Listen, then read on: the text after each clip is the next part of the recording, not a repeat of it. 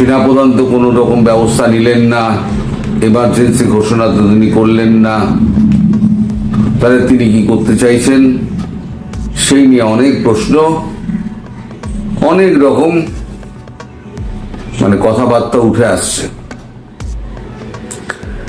আমার যা আন্ডারস্ট্যান্ডিং, ভারত নজর রাখছে, আমার যা আন্ডারস্ট্যান্ডিং তার থেকে এটা আমার কাছে একটা মোটামুটি ধারণা পরিষ্কার হচ্ছে যে সেনা কর্তা তিনি নিজে হয়তো হাতে ক্ষমতা নিতে চাইছেন না। তার অনেক কারণ রয়েছে। সেনা কর্তা হাতে যদি ক্ষমতা নেন একবার, তাহলে পরে ওই জাতিসংঘে যাওয়ার ব্যাপারে একটা কিন্তু নিষেধাজ্ঞার মধ্যে পড়তে পারেন। তিনি বিকল্প পদ্ধতিতে তিনি যেটা করতে চাইছেন, আমার যতদূর মনে হয় তিনি দেশের অবস্থা শান্ত করার চেষ্টা করছেন। তার একটা ধমকে কিন্তু অনেকটা কাজ হয়েছে, এবং দৃষ্টান্তমূলক হিসেবে এই যে এবি পার্টির যে ফুয়াদ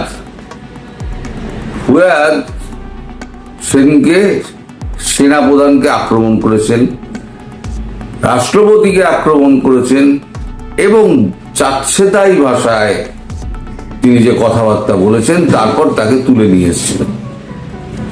নিজু মজুমদারের খবর অনুযায়ী তাকে একটি প্ল্যাটফর্মে নিজু মজুমদার এটা বলেছেন, আমি শুনেছি, তাকে সেনাবাহিনী তাদের দপ্তরে নিয়ে গিয়েছিল, নিয়ে গিয়ে 10 বার কান ধরে ওঠবোস করিয়েছে এবং পায়ে ধরে ক্ষমা চাওয়ানো হয়েছে। এবং যখন পায়ে ধরেছে তখন তার পশ্চাৎ দেশে একজন সেনা বেশ কয়েকবার লাথি মারে।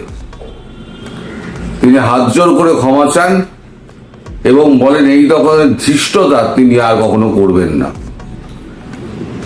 বলে এই খবরটা একটু চারদিকে কিন্তু ছড়িয়েছে, এবং তিনি কিন্তু একটা কথা বলে দিয়েছেন যে সেনাবাহিনীকে কলঙ্কিত করার চেষ্টা করবেন না, তার ফল ভালো হবে না। ফলে সেনাবাহিনীর দিকে আঙুল তোলার ব্যাপারটা উনি বন্ধ করেছেন। এখন দৃশ্যত কিন্তু চোখে কিছু পড়ছে না, আমি কিন্তু এটা বুঝতে পারছি। দৃশ্যত সেনাবাহিনী কোন রকম কড়া পদক্ষেপের দিকে এখনো পর্যন্ত কিছু যায়নি। তবে 26 তারিখ এখন দেরি আছে, আজকে 25, কালকে 26। এমন হতে পারে যে হয়তো সেফ প্যাসেজ দিচ্ছে ইউনূসকে, যেটা আমি বলেছিলাম, হতে পারে, আবার নাও হতে পারে, এইটা তার মতলব নাও হতে পারে। তবে মানুষটা খুব ঘোরেল, তো একে ভারতও বিশ্বাস করে না, আমি তো বিশ্বাস করিই না। মানুষটা খুব ঘোরেল, পাকাল মাছের মতো, কি চিন্তা করছেন এনার কিন্তু বোঝা খুব মুশকিল। তবে যারা আওয়ামী লীগ সদস্য আছেন আমি তাদেরকে বলবো, আপনারা কিন্তু মোটেই হতাশ হবেন না। ভারতের কাছে প্ল্যান এ আছে, ভারতের কাছে প্ল্যান বি আছে, প্ল্যান সি আছে, নানান রকম প্ল্যান আছে। একটা প্ল্যান, সব প্ল্যান যে একেবারে 100% খাঁটি হবে তার কোনো মানে নেই, সব প্ল্যান যে খাটবেই তার কোনো মানে নেই। তার জন্যই বিকল্প প্ল্যান সমস্ত তৈরি করা থাকে, সেই প্ল্যান তৈরি করা আছে। এই প্রসঙ্গে আমার একটা কথা বলার আছে, সেটা হচ্ছে আমারই বেশ কিছু দর্শক আছেন, খুব বিবেচক বুদ্ধিমান দর্শক আছেন। তারা আমাকে বলেছেন যে দেখুন দাদা, আপনি যে আগাম ভেতরের বার্তাগুলো বলে দেন না, সেগুলো কিন্তু ইন্টেলিজেন্স মারফত বোঝা যায়, বুঝতে পারে এরা যে এই বার্তাটা সঠিক, আপনার কথাটা সঠিক। ফলে তারা একটুখানি সতর্ক হয়ে যায় এবং তারা প্ল্যান পাল্টে ফেলে। ফলে আপনার কাছে অনুরোধ যে আপনি এই ধরনের কোনো প্ল্যান আগাম বলবেন না, যাতে এরা সতর্ক হয়। তাদের কথা কিন্তু অনেকটা কিন্তু সত্যিও, আমি যদি যা বলে দিচ্ছি তা যদি সত্যিকার বাস্তবায়ন হয়, এখন দেখেছে 2-4টে বাস্তবায়ন হয়েছে, ফলে তারা কিন্তু একটু সতর্ক হয়ে যায়। তাই আমি আজ থেকে ঠিক করেছি যে গোপন কিছু আমি আর এই প্ল্যাটফর্মে বলবো না, এটা আমি ঠিক করেছি। কিন্তু আমি এটুকু আপনাদের বলছি যে সেনাপ্রধান যদি ক্ষমতা হাতে না নেন, যদি রাষ্ট্রপতির হাতে ক্ষমতা অর্পণ না করেন, তাহলে প্ল্যান বি আছে, প্ল্যান সি আছে, ভারতবর্ষ এই কাজ করবেই।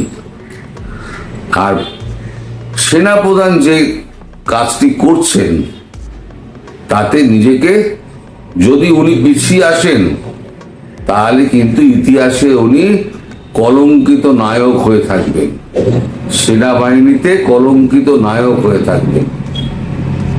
কারণ এই সরকার টিকবে না, এই একদম গ্যারান্টি, এই সরকার টিকবে না।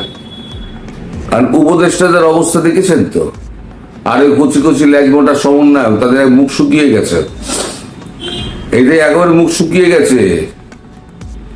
তবে যদি এখন এই যে মানুষগুলো একেবারে নিঃস্ব হয়ে গেছে, খেতে পাচ্ছে না, সামনে ঈদ, বাড়ি থেকে ফোন আসছে, আমাকে সকালবেলা বেশ কয়েকজন ফোন করেছে, গত কয়েকদিন ধরেই ফোন করছেন, আজকে সকালে একজন ফোন করে কাঁদতে কাঁদতে, যে মেয়েটা আমার ফোন করে বলছে যে এবারে ঈদে বাবা কিছু দিলে না, আমার ব্যবসা লুট হয়ে গেছে, আমি কোনো রকমে এক কাপড়ে পালিয়ে এসে আমি লুকিয়ে আসি, আমি কি করব বলুন। তার নামটাও আমার মনে আছে, কিন্তু আমি বলবো না। যারা এই সরকার, যারা কথা বলার ক্ষমতা কেড়ে নিয়েছে, ফ্রিডম অফ এক্সপ্রেশন কেড়ে নিয়েছে, লিভিং রাইটস কেড়ে নিয়েছে, এখন একটা মানুষকে ঠেলতে ঠেলতে, বিড়ালকে যদি আপনি কোণে ঠেলে দেন, দেয়ালের কোণে, সেই বিড়াল কিন্তু ক্ষিপ্ত হয়ে এসে লাফিয়ে আপনার টুটি টিপে ধরবে, এটাই কিন্তু বাস্তব। তাহলে যদি কোনো রকম এই ধরনের ঘটনা ঘটে, যে আওয়ামী লীগের লোকেরা দেখছে এমনিই মরে যাব, অমনিও মরে যাব, তাহলে আমাদের শেষ হচ্ছে গিয়ে আমাদের অস্ত্র হাতে তুলে নেওয়া। তা যদি হয় তাহলে এর দায় গিয়ে পড়বে কিন্তু সম্পূর্ণ সেনাপ্রধানের ওপরে। আমি তো ভারত এবং আমি তো ভারতবর্ষে বসে এই দায় কিন্তু সেনাপ্রধানের ঘাড়েই চাপাবো। কারণ যে সুবর্ণ সুযোগ বাংলাদেশের সামনে এসছে, সেই সুবর্ণ সুযোগের সদ্ব্যবহার উনি যদি না করেন, তাহলে উনি কলঙ্কিত নায়ক হয়েই থেকে যাবেন। এবং আমি নিশ্চিত করছি ভারতবর্ষ কিন্তু ছেড়ে কথা বলবে না, মার্কিন যুক্তরাষ্ট্র ছেড়ে কথা বলবে না। উনি কোথায় পালিয়ে বাঁচবেন উনিই জানেন। কারণ এখানে যারা যারা বিশ্বাসঘাতকতা করছে তারা কিন্তু সব লিস্টেড হয়ে থাকছে। আমি আর বেশি কথা বলবো না, বেশি কথা বলতে গেলে তাহলে হয়তো মুখ দিয়ে অনেক কথা বেরিয়ে যাবে। তাই আজকে থেকে আমি ঠিক করেছি, আমি কোনো গোপন কথা আমি বলবো না। আমার কাছে আছে, গোপন খবর নেই তা না, আমার কাছে আছে, কিন্তু যেহেতু ওই বুদ্ধিমান এবং বিবেচক মানুষগুলো আমায় বলেছেন যে আপনি কোনো কথা বলবেন না, তাই আমি আর এখানে কোনো কথা এই প্ল্যাটফর্মে বলবো না।